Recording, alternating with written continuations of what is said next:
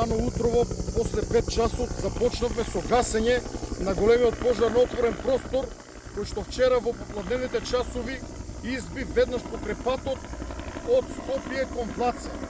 Овој пожар вчера навечер и во текот на ноќта се разви во голем пожар на отворен простор, при што зафати и делумно шума.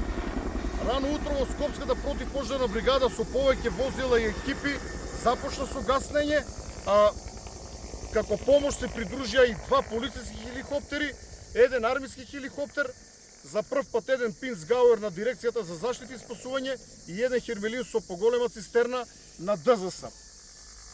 Покрај нив на лице место има поголем број на пожарникари. Пожарот е ставен под делумна контрола. За жал се уште имаме активни 2 краци.